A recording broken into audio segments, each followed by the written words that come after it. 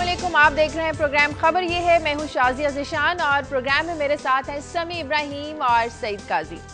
नाजरीन, सियासत पर भी हम रोजाना की तरह आज भी बात करेंगे। निगरान वज़ीर आज़म का मामला कहां तक पहुंचा, इस पर भी आपको अपडेट करेंगे। लेकिन आज हम प्रोग्राम का आगाज करेंगे प्लानिंग कमीशन की उस रिपोर्ट से जिसमें कहा गया है कि 2019 तक लोड शेडिंग खत्म नहीं होगी। प्लानिंग कमीशन ऑफ पाकिस्तान ने दावा किया है कि अगर पाकिस्तान के तमाम तवानाई जो प्रोजेक्ट्स हैं मुकर्ररा तारीखों तक पूरे भी हो जाएं तभी लोड शेडिंग खत्म नहीं होगी। लेकिन अगर दूसरी जानिब सियासी जमातों के मंशूर की बात की जाए जिसमें वो ये कहती हुई नजर आती हैं कि 2 साल में लोड शेडिंग का खात्मा कर दिया जाएगा। एक जानिब ये कहा जाता है, लेकिन दूसरी जानिब ये देखा जाए कि पिछले 5 सालों के दौरान भी हमें ऐसे ही दावे नजर आए। तो क्या हम ये कह सकते हैं कि अगले 5 सालों के लिए भी सियासी जमातों की जानिब से आवाम को एक और मीठी गोली देने की तैयारी की जा रही है? बात करेंगे हमारे नुमाइंदे, ये सारा मामला है क्या। इस्लामाबाद से हमारे साथ मौजूद है हमारे नुमाइंदे मियां शाहिद। मियां शाहिद, एक जानिब सियासी जमातों का मंशूर है कि 2 सालों में लोड शेडिंग का वो अगर इक्तदार में आती हैं तो खात्मा कर देंगी। दूसरी जानिब हमारे सामने प्लानिंग कमीशन की रिपोर्ट है। तो क्या पाइपलाइन में जो प्रोजेक्ट्स हैं उनमें कुछ ऐसा नजर आता है कि 2 साल में लोड शेडिंग खत्म हो जाए? शाजिया, खबर अच्छी नहीं है क्योंकि जो नए सेक्रेटरी आए हैं पानी बिजली के राइस के अंदर, उनको जो ब्रीफिंग दी गई है वजारत पानी बिजली के काम की जानिब से, उनका कहना है कि उसमें सारी कलाई खुल गई है। वजारत का कहना है कि इस वक्त हमारे पास जो इंस्टॉल्ड कैपेसिटी है वो 23,000 मेगावाट नहीं है बल्कि 16,100 मेगावाट है, क्योंकि जो इंस्टॉल्ड कैपेसिटी थी वो प्लांट्स जो आए थे वो चालू नहीं हो सके और कुछ रेंटल पार्क जो थे वो भी उनको शामिल किया गया था, वो भी मौजूद नहीं है। इस वक्त 16,100 मेगावाट जो है वो हमारी कैपेसिटी है, इंस्टॉल्ड कैपेसिटी, और जो तलब जाती है सबसे ज्यादा वो 19,000 मेगावाट तक जाती है। अब जो पाइपलाइन में अगर प्रोजेक्ट्स की बात की जाए तो पाइपलाइन में जो हैं वो पानी बिजली के कुछ मंसूबे हैं, लेकिन वो छोटे छोटे मंसूबे हैं जो कि 22 मेगावाट के 20 मेगावाट के मंसूबे हैं। वो भी फिलहाल फंडिंग की वजह से रुके हुए हैं। थर्मल पावर पर अभी जो इसको फर्नेस ऑयल से कोल पर कन्वर्ट किया जा रहा है उसमें $5 अरब की रकम खर्च होगी और उसके लिए भी फंडिंग बाहर से ही आएगी। वो भी मशकूक है क्योंकि फंडिंग देने को कोई डोनर जो है वो तैयार नहीं है, इसलिए वो कह रहे हैं कि कंसोर्शियम बनाया जाए। जो तरबेला डैम की तोसी है उस पर भी फोर्थ तोसी, उससे 1400 मेगावाट मिलेगी, लेकिन उस पर यूएसएड जो है वो तहफ़्फ़ुज़ात का इजहार किए हुए है। बादशाह डैम पर अभी तक फंडिंग नहीं मिल रही। पाइपलाइन के जो प्रोजेक्ट्स हैं वो तो नजर नहीं आ रहे। और जो वापडा कह रही है, वापडा के मुताबिक 969 मेगावाट का नीलम झेलम जो मंसूबा है 2016 से पहले नहीं आएगा। 2016 से पहले 969 मेगावाट ही सिर्फ आएगी और उसके बाद पीपीआईबी के कुछ प्रोजेक्ट्स हैं जो आएंगे। अभी जो तलब है हमारी वो तो 19,000 मेगावाट है और 19,000 मेगावाट तलब कैसे पूरी होगी ये किसी को भी मालूम नहीं है। अच्छा शाहिद साहब, ये बताइए कि ये जितनी मैंने सरकारी वेबसाइट्स देखी हैं, बीओआई की, board of investment, government of Pakistan, वो 19,379 मेगावाट बता रहे हैं, और जो गैर सरकारी हैं चले उनको तो नहीं लेते, फर्क ज्यादा नहीं है, 19,855 यही फिगर जो है ये बीट अप करते रहे अब तक। तो एकदम से हुकूमत जाते ही कैसे ये हमें इतला हुई कि भाई इतनी नहीं इतनी थी, और वो इतनी अगर नहीं थी तो इतनी बताते क्यों रहे हमें? असल में जो स्टेट ऑफ इंडस्ट्री रिपोर्ट है इसकी नेपरा की, उसमें 23,110 मेगावाट जो है वो सलाहियत बताई गई है नेपरा की तरफ से जो बताई गई है। और जो पीपीआईबी और दीगर जो इदारे हैं जो स्टैंडिंग कमेटीज के इजलास हुए वहां पर जो फिगर्स आते रहे वो 19,000 वाकई आते रहे हैं, लेकिन डी रेट कैपेसिटी 18,000 आती रही है। अब जो ब्रीफिंग दी गई इसमें ये बताया गया कि हमारी इतनी कैपेसिटी नहीं है, वो इसलिए कि जो हमारे जो जनकोस हैं, 3 जामशोरो है, सेंट्रल पावर जनरेशन कंपनी है या नॉर्दर्न पावर जनरेशन कंपनीज हैं, इनकी कैपेसिटी इतनी कम हो चुकी है और इनके इंजन खराब हो चुके हैं जिससे इनकी इंस्टॉल्ड कैपेसिटी जो थी वो बहुत कम हो गई है। वो अच्छा शाहिद साहब, ये बताइए, अगर मैं गलत नहीं कह रहा तो क्या जो हम पेमेंट करते हैं वो जो इंस्टॉल्ड कैपेसिटी है उसके बराबर करते हैं, चाहे जितनी भी पैदावार क्यों ना हो?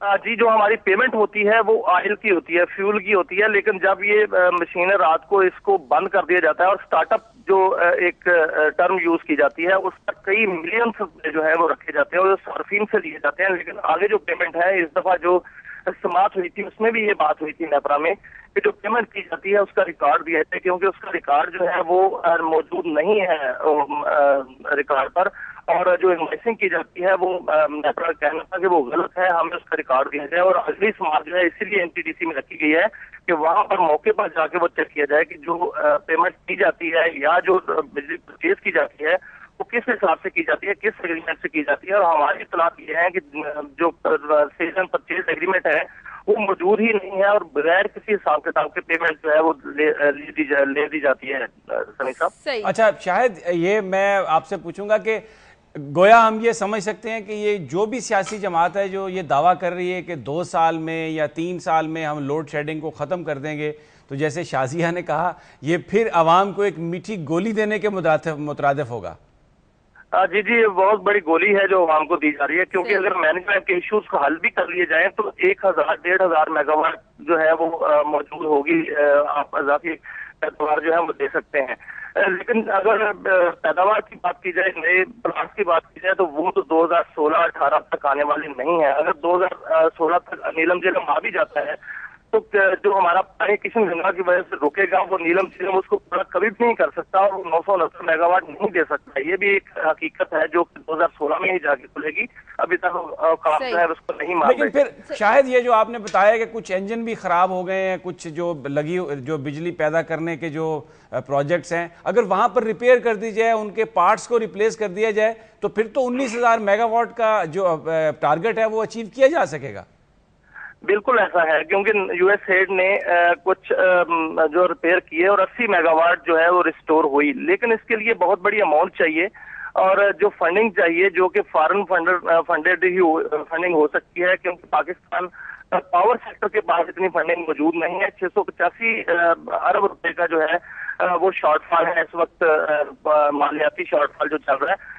तो अगर यूएस एड या वर्ल्ड बैंक या एशिया डेवलपमेंट बैंक जो है इनको फंडिंग देते हैं और पाकिस्तान को फंडिंग होती है तो फिर ये मुमकिन है, लेकिन इस वक्त तक फंडिंग का कोई किसी किस्म का जरिया जो है वो नजर नहीं आ रहा। तो इसका मतलब यह शायद अगर इसे गलत हिकमत अमली कहा जाए या आला ओहदों पर नायल अफराद की जो भर्तियां हैं उसका नतीजा कहा जाए तो गलत नहीं होगा। मेरे ख्याल में बदनवानी कह लिया जाए कि हमें पता ही नहीं है कि पैसे दे क्या रहे हैं हम और कितने देने हैं हमने। ठीक, बहुत शुक्रिया मियां शाहिद आपका। इस पर आकर मजीद बात करते हैं कि एक तरफ सियासी जमातों का मंशूर और एक तरफ प्लानिंग कमीशन की रिपोर्ट, इस पर बात करेंगे एक ब्रेक के बाद।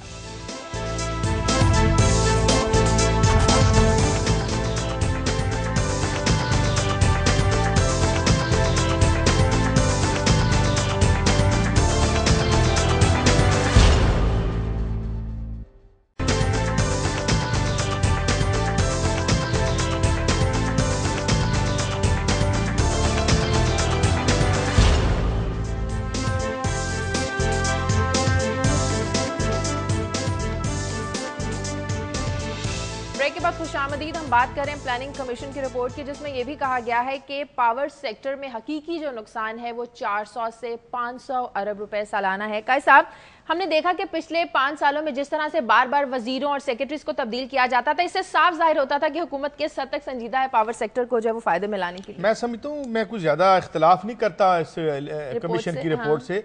ये अगर हालात रहे कि हमें अभी तक ये नहीं पता कि हम पेमेंट क्या करते हैं, हमने करनी क्या है, अभी तक हम यही नहीं तय कर पाए, और फिर आज आखिरी दिन है हमारे वजीर पानी और बिजली वफाकी वजीर जो थे अहमद मुख्तार साहब, जिन्होंने आते ही फरमाया था कि वो बदनवानी की वजह से ये सब कुछ हो रहा है। आज आखिरी दिन है, अभी तक हमें वो बताया नहीं उन्होंने कि वो क्या बदनवानी थी। अब दोबारा वो इलेक्शन में चले जाएंगे। तो मेरा ख्याल है कि अगर इसको रेडिकली रिफॉर्म नहीं करते अपने पावर सेक्टर को, आप इसको शफाफ, ये बड़े वेल गार्डेड सीक्रेट्स हैं कि हमें ये नहीं पता कि ऑयल मार्केटिंग कंपनीज का कितना हिस्सा है। भाई ये जो बना रहे हैं ठीक है, प्रॉफिट होना चाहिए, मगर कैसा प्रॉफिट है जो लेके सारी की सारे मुल्क और सारी मीशत को बैठ रहा है। वो 650-700 अरब रुपए का वो कह रहे थे, और फिर 170 अरब रुपया सरकारी ऑर्गेनाइजेशन से देना है, 136 अरब रुपए का इन्होंने लोन ले रखा है। तो ये मिसमैनेजमेंट नहीं है, ये दिहाड़ी है, और ये दिहाड़ी इस मुल्क की अपनी बका की बुनियाद पे लगती रही, और ये अगर नहीं होगा तो कोई भी आ जाए वो इसको ठीक नहीं कर सकेगा। वो ठीक कहते हैं, वो ठीक कहा जा रहा है, इसको क्या समझा जाए? देखिए, उसमें जो मेरी मियां शायद से भी बात हुई और इन्हीं बुनियादों पर थी कि अगर आपकी जो एक्चुअल कैपेसिटी है वो बताई जाने वाली कैपेसिटी से 2-3 हज़ार मेगावाट कम है, तो जो फिगर्स आए हैं इस रिपोर्ट में उसके मुताबिक तो ये है कि 2019 तक अगर वो तमाम प्रोजेक्ट्स कंप्लीट भी हो जाएं तो भी आपको तकरीबन 1600-1700 मेगावाट की उस वक्त भी कमी होगी, तब भी आपकी लोड शेड होगी। तो ये मामला बड़ा सीरियस है। अब सियासी जमातों ने जो मंशूर दिया, कुछ ने कहा 2 साल में हम कर लेंगे, मुस्लिम लीग नून ने कहा, तहरीक इंसाफ भी ये कह रही है कि हम इसको बड़ी जल्दी इसको हल कर लेंगे। पीपल्स पार्टी ने तो खैर इस बात को तस्लीम कर लिया राजा साहब ने अपनी आखिरी तकरीर में कि हम इसको हल नहीं कर सके, 5 साल लोगों के सामने है। अब ये जो मामला है इसका पाकिस्तान के मुस्तकबिल से बहुत गहरा ताल्लुक है। आपको अगर आप यहाँ पर एनर्जी प्रोवाइड नहीं करते तो पहिया नहीं चलेगा, यहाँ पर रोजगार के मौके क्रिएट नहीं होंगे, यहाँ पर अनएम्प्लॉयमेंट खत्म नहीं होगी, गुर्बत खत्म नहीं होगी। तो ये जो मामला है, अब इसमें एक चीज जो एक्सपोज हुई है ना कि जैसे हमने पहले भी कहा था कि अब ये कह देना मंशूर में कि जनाब हम ये कर देंगे, ये कोई हल नहीं है। आप बताइए कि आप कितने फंड्स इसके लिए एलोकेट करेंगे, आपकी हिकमत अमली क्या होगी। और यही चीज है जो मैं बार बार हम यहां पर कहते हैं कि अवाम को यह देखना बहुत जरूरी है कि कोई जमात अगर ये कहती है कि हम 6 महीने में ये काम कर देंगे तो साथ ये बताए कि कैसे वो जो फंड्स हैं वो कहां से आएंगे। मसलन एक सियासी जमात कहती है कि जी हम तो किसी से फंडिंग नहीं लेंगे, हम किसी से कर्जा नहीं लेंगे। तो ये जो आपने कारखाने लगाए हुए हैं, जो बिजली पूरी, जिनके इंजन खराब हो चुके हैं, जिनका इक्विपमेंट खराब हो चुका है, वो पूरा अपनी कैपेसिटी के मुताबिक बिजली क्रिएट नहीं कर सकते, तो उसके लिए फंडिंग फिर कहां से आएगी। ये हैं सवालात जो पाकिस्तान के अवाम को जिनके मुताबिक फैसला करना है। और अगले आने वाले दिनों में ये इस पर जोर होना चाहिए मीडिया का भी कि पूछे सियासतदानों से समीर साहब बात तो आप बड़ी आप मुनासिब बात फरमाई आपने। आपको एशियन डेवलपमेंट बैंक ये कह रहा है बाकी प्रोजेक्ट छोड़ दें, आपको जो बैलेंस ऑफ पेमेंट है उसके लिए आपकी जो अदायगियां हैं, आपके जो एक्सपोर्ट इंपोर्ट का आपस में खसारा 10-12 बिलियन का रहा है, सिर्फ इसलिए इसके लिए आपको $9 बिलियन चाहिए होंगे अगले बजट में, कुछ आके आप नए प्रोजेक्ट बना लें। सर ये सारी बुनियादी तब्दीलियों की जरूरत है यहाँ पे। ये होम्योपैथी तरीका इलाज ना करें ये अच्छा, इसमें एक और फिगर मैं देख रहा था, अभी हमारे नुमाइंदे जुल्फकार अली ने 4-5 दिन पहले एक स्टोरी की थी जिसमें उनका ये था कि ये जो वो कह रहे थे कि 12-13 हज़ार अरब रुपए कर्जा लिया गया है, गवर्नमेंट ने लिया है गुज़श्ता 4-5 सालों में। लेकिन एक फिगर मैं हैरान हो गया ये सुन के कि उसमें 87% वो है जो डेट सर्विसिंग में गया है और डिफेंस में खर्च किया है, और जो बाकी 13% है वो सारा दूसरे मामलात पर खर्च हुआ है। तो अगर आपने पावर का शॉर्टेज दूर करनी है तो प्रायोरिटीज ठीक करके इस सेक्टर में बहुत ज्यादा फंडिंग की जरूरत है, बहुत ज्यादा सही मैनेजमेंट की जरूरत है। उसके अलावा मामला निजी पैसे हैं लोगों के, रियासत के खजाने में पैसा नहीं है। This is the fact. एक कॉलर है दुबई से, जाहिद। Hello hello. एक और कॉलर है नूरपुर थल से, अजीज। हेलो। अस्सलाम वालेकुम। जी वालेकुम सलाम। मैं अजीजुल अर्ज कर रहा हूँ नूरपुर थल से। जी जी। काजी साहब से बात करनी है। जी कीजिए। अस्सलाम वालेकुम। वालेकुम अस्सलाम। आपका प्रोग्राम बहुत खूबसूरत है, मैं प्रोग्राम आपका बाकायदगी से देखता हूँ। लेकिन यहाँ जो बिजली का भाई साहब मसला है ना, यहाँ बिजली बिल्कुल आती भी नहीं है। अगर आती भी है 5-7 घंटों बाद तो 15 मिनट या आधा घंटा। जी हाँ, बहुत शुक्रिया आपका। हम इसी मसले को डिस्कस कर रहे हैं कि इसके लिए मजबूत और यही डिस्कस कर रहे थे। और ये जो आपने बताया, अफसोसनाक बात यह है कि जो इस वक्त सूरत हाल है वो अगले 5-6 साल तक इस मामले में बेहतरी आने की गुंजाइश नहीं है। इसी बात को हम डिस्कस कर रहे हैं। आगे बढ़ते हैं और बात करेंगे निगरान वज़ीर-ए-आज़म के इंतखाब के लिए पीपल्स पार्टी और नून लीग के पास आज आखिरी दिन है। अगर आज 12 बजे इत्तफाक राय रात तक ना हुआ तो फिर ये मामला पार्लिमानी कमेटी के पास चला जाएगा, और अगर कमेटी भी इसमें नाकाम रही तो फिर इलेक्शन कमीशन 2 दिन में निगरान वज़ीर-ए-आज़म का तकर्रुर करेगा। अब देखना यह है कि आज रात तक ये मसला हल हो जाएगा या नौबत इलेक्शन कमीशन तक जाएगी। बात करेंगे इस्लामाबाद से, हमारे साथ नुमाइंदे हमारे मौजूद हैं, बशीर चौधरी। बशीर, क्या लग रहा है कि आज रात 12 बजे तक ओपोजिशन और जो हुकूमत है इसमें कोई इत्तफाक राय करने में कामयाब हो जाएगी? गुज़श्ता कुछ रोज से ये महसूस हो रहा था कि हुकूमत जो है वो इसी लेवल पर, यानी वज़ीर-ए-आज़म और अपोजिशन के लेवल पर ही इस मामले को हल करना चाहती है, क्योंकि वो पैगाम देना चाहते हैं कि सियासतदान जो है वो बहुत बड़े मामला जो है वो हल करने की अहलियत रखते हैं। लेकिन जो नाम हुकूमत ने, अपोजिशन ने दिए फिर हुकूमत ने दिए, वो एक दूसरे के नाम मुस्तरद होने के बाद इस वक्त ये मामला ऐसे लग रहा है कि जैसे एक अना की जंग बन चुका है। और किसी सूरत भी इत्तेफाक राय होता हुआ अभी जो है वो नजर नहीं आता। और दोनों अतराफ से जो कमेटियों के नाम हैं वो भी सामने आ चुके हैं। हुकूमत ने अगर जो ऑफिशियली वो नाम अनाउंस कर दिए हैं, लेकिन जो अपोजिशन के नाम है वो भी जो है वो अब सामने आ चुके हैं, सिर्फ उनका बाकायदा ऐलान होना बाकी है। और उन नामों में हैरानकुन बात है, कल भी हमने इसी पर बात की थी कि तमाम के तमाम लोग जो है वो नून लीग से ताल्लुक रखते हैं। अपोजिशन की दीगर जमातें हैं, खासतौर पर JUI, उसका कोई नाम शामिल नहीं है। इससे बड़े तहफ़्फ़ुज़ात जो है वो सामने आ सकते हैं, खासतौर पर JUI की तरफ से, क्योंकि JUI पहले ही मुस्लिम लीग नून के साथ जो है वो एक गड्ढा क्रिएट कर चुकी है जस्टिस शाकिरुल्लाह जान के नाम पर। तो ऐसे में लग भी रहा है कि अभी जो है वो आने वाले दिन एक बार फिर अपोजिशन जो है वो तकसीम होती हुई नजर आएगी। और जो मौलाना फजलुर रहमान है वो कल कह चुके हैं कि जो जो निसार हैं उन्होंने खतरनाक शख्स करार देकर जस्टिस शाकिरुल्लाह जान का नाम निकाला है। और वो जो मौलाना फजलुर रहमान जो है, अच्छा ये बताइए कि जो मुस्लिम लीग नून है पार्लिमानी कमेटी के लिए इन्होंने जो नाम सारे फाइनल किए हैं, वो तो बज़ाहिर जो खबरें आ रही हैं वो तो सारे मुस्लिम लीग नून से ही उनका ताल्लुक है।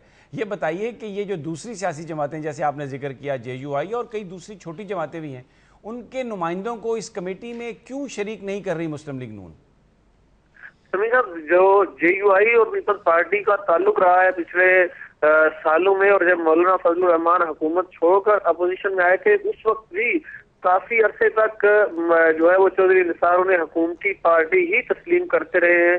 और एक दो मामलात कमेटियों में ऐसे आए भी हैं जहां पर जो है वो मौलाना फजलुर रहमान ने हुकूमती मौक़िफ़ की तायीद की है।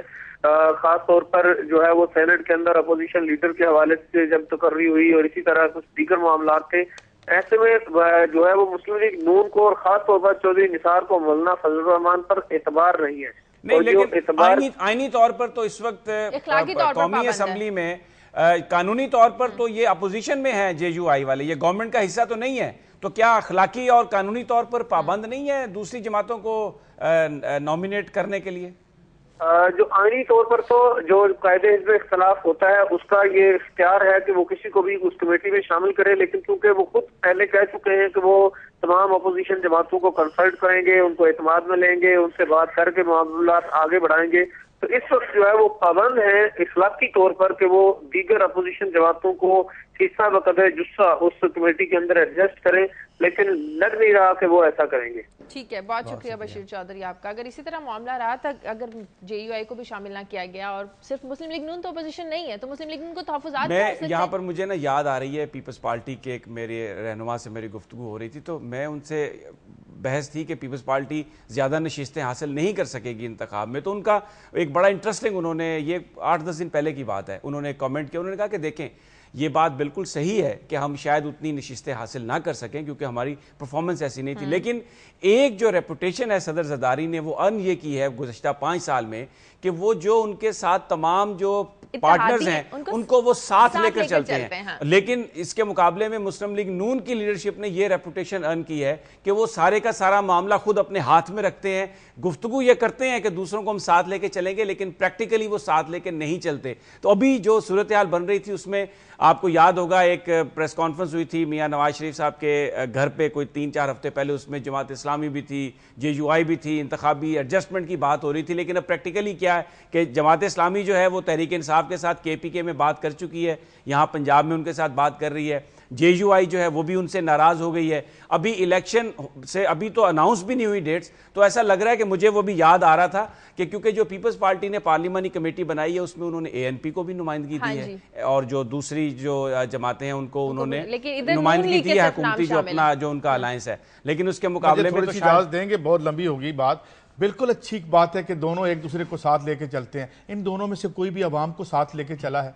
अभी ये गवर्नमेंट खत्म हुई है, इन्होंने अभी मंशूर दिया, कहा कि हम तदरीजी तौर पे 18,000 कर देंगे मजदूर की तनख्वाह, और आखिरी दिन बैठ के जो उनकी अपनी अब हैं वो जो मोहतरमा जो असेंबली को चला रही थी वहाँ पे स्पीकर, उनके पक्ष देखें, वजीरों के पक्ष देखें, दूसरी पार्टियों को साथ ले लिया, इवन उन पार्टियों को रवायती तौर पर साथ ले लिया जिन्हें कातिल भी हम कहते रहे, लेकिन क्या आवाम के लिए कोई डिलीवर किया? तो ना ये आवाम को लेकर साथ चल रहे हैं, न वो चल रहे हैं, कोई फर्क नहीं पड़ता कि वो लेके चलते हैं, ये लेके नहीं चलते। वहां पे बिल्कुल पावर गेम हो रही है, एक पावर स्ट्रगल है पावर में आने की, और बिल्कुल यही होता है सियासत में। मगर इसमें तकलीफ दे बात यह है कि कोई अवाम को भी साथ लेके चले, और यही अवाम देख रही है कि उसे साथ लेके। अच्छा, इसमें एक और जो, क्योंकि हम सियासत पर बात कर रहे हैं, जो एक और इम्पॉर्टेंट जो पहलू है वो सामने आया।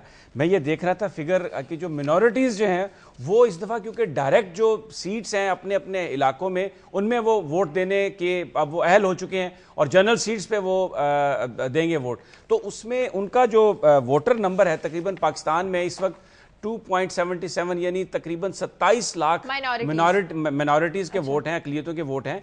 और पंजाब के 2 ज़िला जो हैं, चनियोट और लाहौर, उनमें उनकी बड़ी तादाद है वोटर्स की, और वो जो डायरेक्ट सीटें हैं उनमें बड़ा उनका रोल होगा। तो ये सियासत में जो आप मिनॉरिटीज़ का हम हमेशा इस प्रोग्राम में जिक्र करते रहे कि उनको अदम तहफ़्फ़ुज़ का एहसास रहा है, पंजाब में भी और सिंध में भी खास तौर पर हिंदू कम्युनिटी उन्होंने मूव किया। तो ये एक बड़ा डिसाइसिव रोल होगा इन मिनॉरिटीज़ का इन इंतखाबात में। तो ये जो सारे जो परसेप्शंस हैं अब आगे चलकर सामने खुल कर आएंगे। यहाँ पर वक्त एक ब्रेक का, ब्रेक के बाद वापस आते हैं।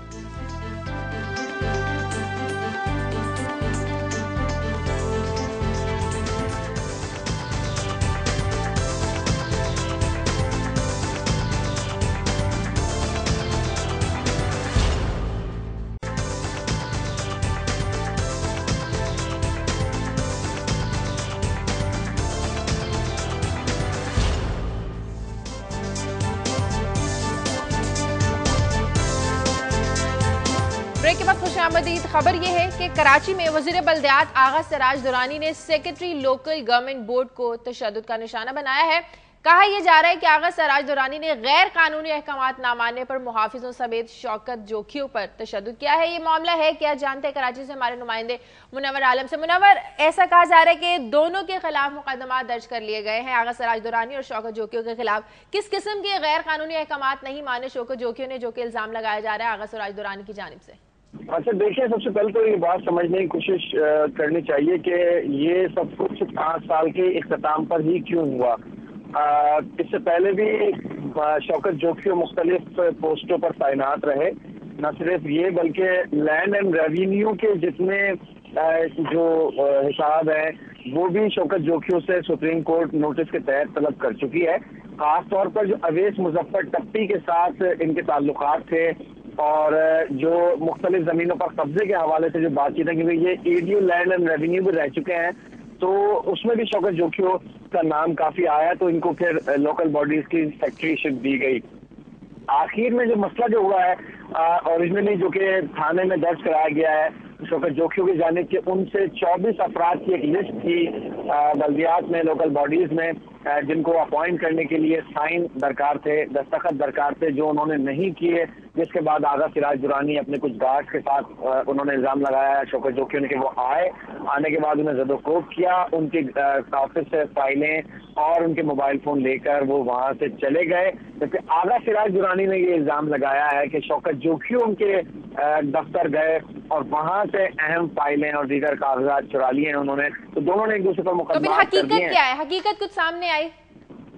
हाँ जी, असल हकीकत तो यही है कि आगा सिराज दुरानी अपने गार्ड से हमरा शौकत जोखियों के पास गए और वहां पर जाकर उन्होंने कुछ अपॉइंटमेंट थे जो करने को पुरानी तारीखों में करने को कहा, जिस पर शौकत जोखियों ने उनको इनकार किया और कहा कि पुरानी तारीखों में अब नहीं हो सकते। क्योंकि अच्छा ये बताइए, ये मुनव्वर ये बताइए कि ये सेक्रेटरी हैं शौकत जोखियों और बड़े अरसे से मुख्तलिफ महकमों में सेक्रेटरी रहे हैं, तो क्या ये माजी में भी इन्होंने किसी बात को रजिस्ट किया इन तमाम वज़रा की और कुछ ऑर्डर्स मानने से इनकार किया? कोई ऐसी है कोई सदाकत?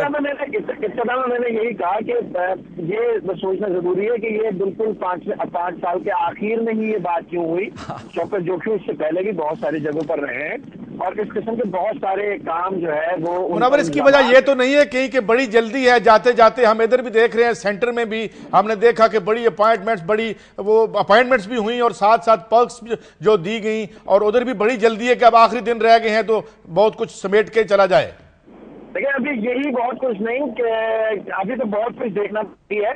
जिस तरीके से मिनिस्टर अब इस वक्त सामान समेट रहे हैं, जिस तरीके से इस वक्त भर्तियां जारी हैं, दुनिया न्यूज ने ये खबर नशर की थी कि जो सिंध सर्विसेज हॉस्पिटल है वहां इस वक्त भी मेडिकल बनवाने के लिए लोगों का तांता बंधा हुआ है और पुरानी तारीखों में मेडिकल सर्टिफिकेट जारी किए जा रहे हैं अपॉइंटमेंट्स के लिए। तो जो भी इस वक्त सूरत हाल है वो इंतहाई खराब है और सेक्रेटरीज क्योंकि जो कि ब्यूरोक्रेसी है वो अब इस बात से बच रही है कि अगर लेट तारीखों में वो अपॉइंटमेंट करेंगे और नई आने वाली हुकूमत ने कोई इंक्वायरी शुरू की तो सेक्रेटरीज भी इसमें पकड़े जाएंगे और उनके दस्तखत क्योंकि उस पर नहीं। लेकिन ये मुनव्वर, जैसे मैंने पहले आपसे कहा, ये जो सारे सेक्रेटरी हैं ये वुज़रा के साथ हर किस्म की लूट खसूट में शामिल रहे हैं।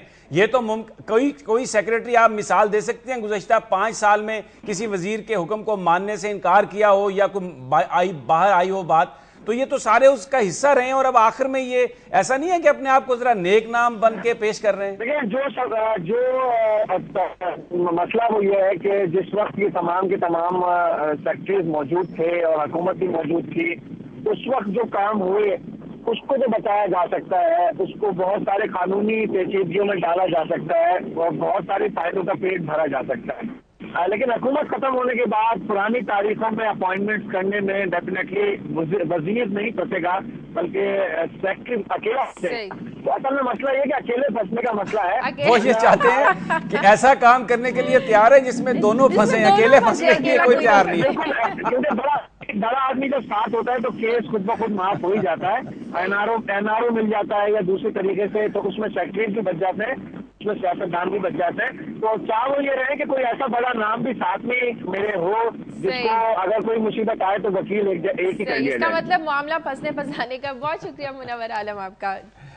ये अब देखें ना जिस तरीके से सरकार जो चलाई जा रही है या चली है, अभी समी साहब भी कह रहे थे कि जी जब वो ब्यूरोक्रेसी मौजूद थी तो तब तो बिल्कुल वो नहीं कर रहे थे कुछ और अब आखिरी दिन है तो ये जो छीना झपटी और जो लूट मार का सिलसिला जारी रहा है। अच्छा ये भी मैं आपको बता दूं, जिस किस्म का माशी बुरान ये छोड़ के जा रहे हैं मौसूफ हमारे दोस्त सारे, इसके बाद किसकी गिरफ्त होगी या किसकी नहीं गिरफ्त होगी, कल क्या कैसे अनफोल्ड करता है, I think it is not easy to अभी हम उसको प्रिडिक्ट नहीं कर सकते कि क्या होगा, क्योंकि माशी बुरान जब आते हैं तो फिर लोग मुड़ के देखते हैं नए आने वाले कि भाई क्या कौन क्या करके गया, तो ये एक नई कहानी भी खुलेगी। ठीक है, आगे बढ़ते हैं और कुछ बात कर लेते हैं पाकिस्तान के दौरे पर आए हुए मिस्री सदर मोहम्मद मुर्सी की। पाकिस्तान और मिस्र ने मुख्तलिफ शोबों में ताउन को फरोग देने पर इत्तफाक किया है। जमात इस्लामी और तहरीक इंसाफ के वफ्द ने भी मोहम्मद मुर्सी से मुलाकात की है। मजीद बात करेंगे इस्लामाबाद के ब्यूरो चीफ जमीर हैदर से। जमीर, हमने देखा बड़ी खुशगवार माहौल में कल मुलाकात हुई, कैसे देखा जा रहा है जाते जाते गवर्नमेंट जो इस तरह से मुलाकातें कर रही है, हमारे सदर जरदारी साहब ने मुलाकात की, मुख्तलिफ मुआहदों पर दस्तखत भी हुए, कैसी रही कल की ये मुलाकात?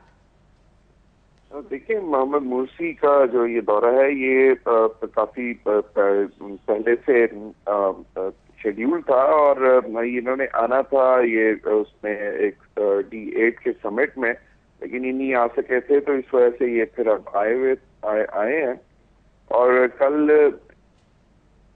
हेलो जी जी बोले जमीर, आवाज आ रही है आपकी?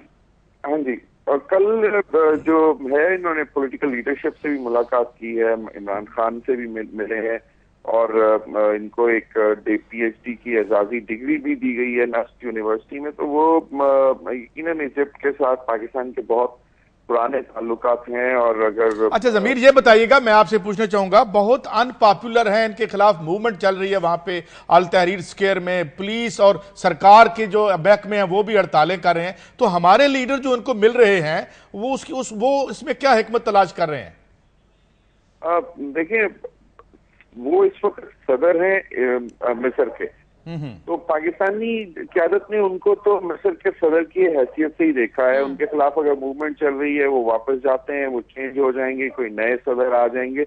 तो डिप्लोमेटिक रिलेशंस तो पाकिस्तान के इजिप्ट एज ए मतलब कंट्री एक मुल्क के साथ हैं, उनको तो खत्म नहीं किया जा सकता ना। नहीं खत्म नहीं किया जा सकता, लेकिन उनकी सरकारी हैसियत में तो नहीं मिले। मुझे मैं बात अगर कर लूं, एक सवाल जनाब साबिक सफीर जो अशरफ जहांगीर काई साहब हैं उनसे। काई साहब आप सुन रहे हैं मुझे? जी जी जी, अस्सलाम वालेकुम। अस्सलाम वालेकुम। अच्छा काई साहब, मैं आपसे एक सवाल पूछना चाहता हूं इससे हटके कि ये कहा जा रहा था कि जितनी मजहबी पार्टियां हैं वो इन कॉन्फ्लिक्ट रहती हैं आजकल की सियासत में अमेरिका से, मगर जो मोहम्मद मुर्सी आए हैं इनकी तो तारीफ इजराइल ने भी की और उनकी हेल्प भी की और फिर साफ तौर पर इन्होंने प्रिजर्व रखा उस रूलिंग क्लास को जो कि इनसे पहले थे अनपॉपुलर प्रेसिडेंट होस्नी मुबारक। तो ये जो एक तसर था कि एक इनका टकराव है फंडामेंटलिज्म का और अमेरिका का, अगर मोहम्मद मुर्सी साहब का तजर्बा हम देखें तो ऐसा तो नहीं लगता है कि जब क्रूशल वक्त हो तो ये साथ होते हैं। क्या कहेंगे आप? देखिए, कोई भी पावर में जब आ जाए तो उनको हकायक से डील करना होता है, वो सब कुछ मर्जी के मुताबिक नहीं कर सकते हैं। अब खिते में अमेरिका का असर और नफूज है और वो एक रियलिटी है, तो उसके साथ उनको डील करना पड़ता है। मिस्र जो है वो शायद सालाना कोई 3 या 3.5 अरब डॉलर जो है उनको मिलते हैं अमेरिका से, जिसकी वजह से उसकी काफी वो इक्तिसादी अहमियत होती है। तो आपको मतलब वो डील करना पड़ता है। लेकिन उनसे पहले जो हुस्नी मुबारक की जो हुकूमत थी वो तो न सिर्फ आमिराना जाबिराना हुकूमत थी, बल्कि असली माने में वो अमेरिका की कठपुतली हुकूमत भी थी। ये तो कम से कम ये आज़ाद हैं, ये सही तरह इलेक्ट हुए हैं और ये इस्लामी इक़्तिदार और डेमोक्रेटिक वैल्यूज को भी सामने रख के आगे जा रहे हैं। अब ये सही है कि इनकी अपोजिशन भी है, शायद इनसे कुछ गलतियां भी हुई होंगी, लेकिन ये हर लिहाज से ये शरई और लेजिटिमेट हुकूमत है जिसकी हमें वो दाद देनी चाहिए। अच्छा काजी साहब, मैं आपसे ये जानना चाहूंगा कि पर्टिकुलरली जो ये दौरा है उनका, इसका मकसद क्या था? अब देखिए, 50 साल के बाद ये मिस्री सदर का सबसे पहला विजिट है 50 साल में, शायद मरहूम जमाल अब्दुल नासर के बाद। तो इस लिहाज से ये काफी अहमियत का हामिल है। और मिस्र जो है और पाकिस्तान, ये दोनों इस्लामी दुनिया में बहुत अहम ममालिक हैं। इनके पॉपुलेशंस बड़े हैं और इनके जो पोटेंशियल है बहुत ज़्यादा है इस खिते में लीडरशिप करने के लिए। तो ये बहुत अच्छी बात है कि इनके दरमियान अब इंशाल्लाह वो तावन का सिलसिला शायद बढ़ेगा, क्योंकि आप जानते हैं कि मिस्र और पाकिस्तान पहले जो है कुछ मिसअंडरस्टैंडिंग्स के शिकार रहे हैं। खासतौर जब हमारे पास भी कठपुतली हुकूमत होती थी जिनका इन्हिसार बिल्कुल अमेरिका पे होता था और वो डोनल लाइन कंट्रीज थे, तो शायद हमारे में आपस में कुछ मिसअंडरस्टैंडिंग भी होती थी। अब यह है कि हो सकता है कि इनके विजिट से, और अब एक एग्रीमेंट भी पाई गई है कि हर 2 साल में ये विजिट एक्सचेंज करेंगे हाईएस्ट लेवल पर, तो ये शायद दोनों मुल्क के बाहमी ताल्लुकात के लिए बहुत, दोनों ममालिक के बाहमी ताल्लुकात के लिए यकीनन ये मुलाकात इंतहाई अहम थी और ज़रूरी थी। बहुत शुक्रिया आपका शौकाजी साहब। आपका अभी वक्त हुआ एक ब्रेक, और ब्रेक के बाद वापस आएंगे तो कुछ मज़ीद खबरें आपके साथ शेयर करेंगे।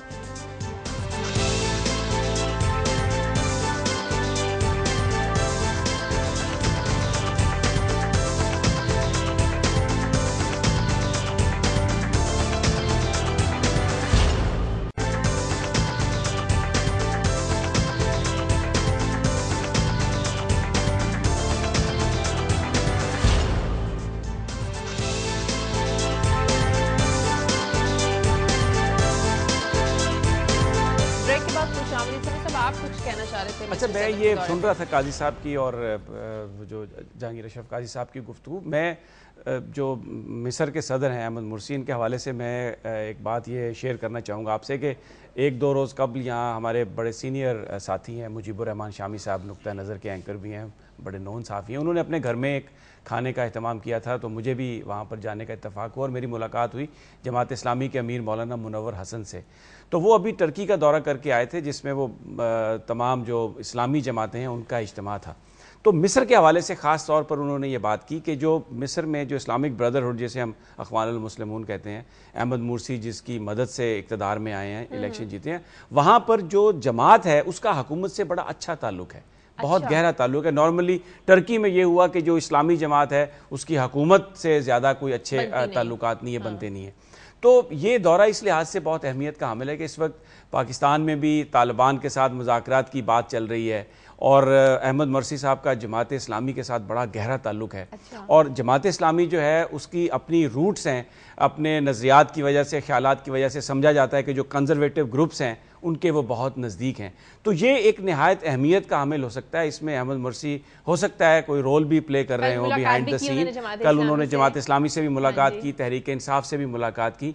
तो उस तनाजुर में मुझे ये दौरा बड़ी अहमियत का हामिल नजर आया। और इसका ताल्लुक इस बात से नहीं था कि कौन सी गवर्नमेंट है, केयर टेकर, यानी जो सदर पाकिस्तान है वो स्टेट के नुमाइंदे होते हैं, आके उनसे मिले, सियासी जमातों से मिले, और भी कुछ बिहाइंड द सीन बातचीत हुई होगी। तो मुझे लग रहा है कि ये उस तनाजुर में खासा दौरा जो है उनका खासी अहमियत का हामिल था। आपकी खबर मैं बस ये अर्ज कर दूं, एक तो इसी हवाले से थोड़ी सी मुझे भी, अब चूंकि उन्होंने तहरीक दे दी है, एक तो ये कि वहाँ पे इनके हवाले से जो बहुत सी बातें हुई कि जो जिस इलेक्शन में पहले जब इलेक्शन हुआ इनके रन ऑफ से पहले तो 80% से ज़्यादा वोट पड़े, बाद में टेलर किया वहाँ की रियासत ने, मोहम्मद शफीक और इनको ले आए और फिर बाद में 20% टोटल वोट पड़े वहाँ पे। मगर मैं जो नुकता यहाँ पे उठा रहा था कि हमें ये ना कहा करें कि हम बड़े एंटी अमेरिका हैं बिकॉज हमारा नाम अखबारुल मुस्लिमून है या कोई और जमात है, क्योंकि जब क्रूशियल कोई काम आता है तो पता चलता है आप उन्हीं की भी टीम निकले हैं। तो मैं सिर्फ इतनी बात कर रहा था, बाकी अच्छी बात है, हमारे मेहमान हैं, उनकी बड़ी मेहरबानी तशरीफ लाए। आपकी जो कैटेगराइजेशन है ना कि उनकी बी टीम है, मुझे उससे इख्तिलाफ है। आपने जहांगीर अशरफ काजी साहब की बात सुनी कि जब कोई आदमी गवर्नमेंट में आता है तो जो बड़ी रियलिटीज जब वो गवर्नमेंट में नहीं होता हमसे झूठ ना बोला करे ना,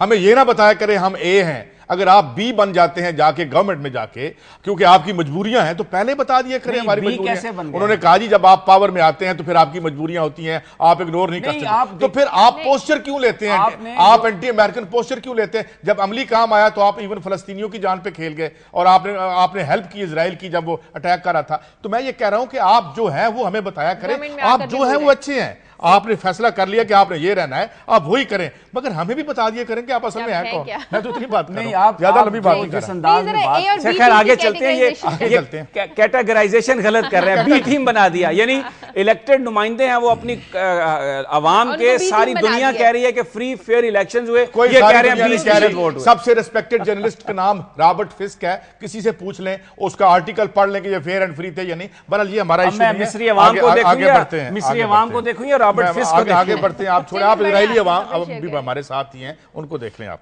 अच्छा, मैं ये आगे चल रहा था, एक दो खबरें बड़ी बहुत खफा हो जाते हैं, बस बहुत खफा नहीं हो रहा आपसे, मैं ये कह रहा हूं कि हकीकत हाल लोगों को बता देनी चाहिए। अगर लोगों की शनाख्त से हम अपने व्यूअर्स को आगाह करते हैं तो इसमें आप नाराज क्यों होते हैं? लोगों आप उनकी शनाख्त क्यों बदल देना चाहते हैं? जो है वो है, लोगों की ओपिनियन की रिस्पेक्ट करना सीखें काजी साहब। सर मैं तो बहुत रिस्पेक्ट करता हूं, ये अच्छी रिस्पेक्ट है, यानी वो इलेक्टेड लोग हैं, आप कह रहे हैं कि जी नहीं रॉबर्ट फिस्क कहता है। नहीं, मैं ये आपको मीडिया और प्रेस और क्रेडिबल रिपोर्ट्स बता रहा हूं। जाहिर है आप तो सीएनएन के अलावा किसी की बात नहीं मानते, लेकिन और लोग अवाम की बात मानते हैं, सिर्फ अवाम की बात। स्टोरी मैं रॉबर्ट फिस्क को नहीं मानता, मिस्री अवाम को। अब अगर ये फंडामेंटलिज्म से इनके रिश्ते निकल आए तो आप मुझे अगली स्टोरी नहीं करने दे रहे। खबरें करें।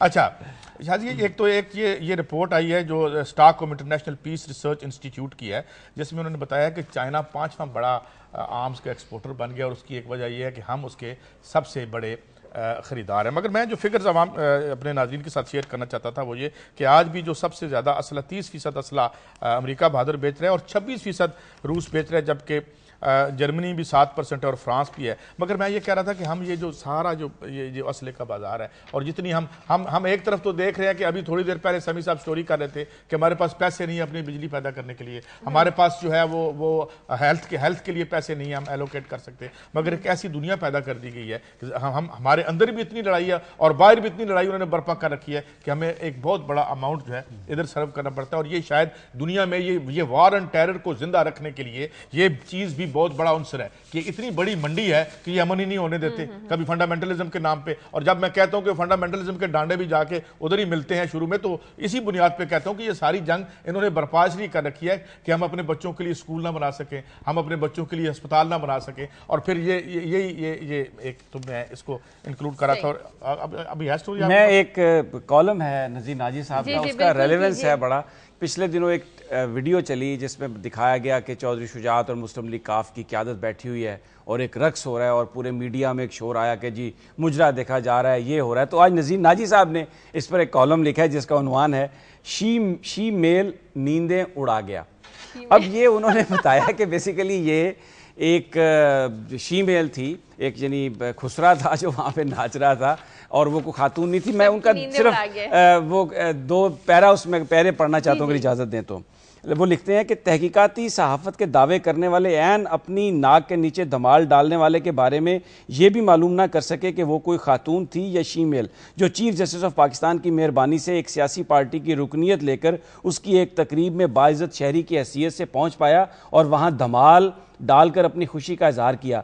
तफ्शीशी सहाफ़ी के इस्लाम को एक ठुमके से ख़तरे में डालने वाली दोशीज़ा का नाम हाशिम खान है। इस्लाम को भी कैसे कैसे मुहाफ़िज़ मिलते हैं। झाड़ी पर दुपट्टा डाल दें तो उनका इस्लाम ख़तरे में पड़ जाता है। दुपट्टे वाली झाड़ी को हिला दें तो उन्हें डांस और फहाशी से खौफ आने लगता है। हवा के झोंके से दुपट्टा उड़ने पर झाड़ी दिखाई देने लगे तो रोते हैं कि उन्हें धोखा दिया गया।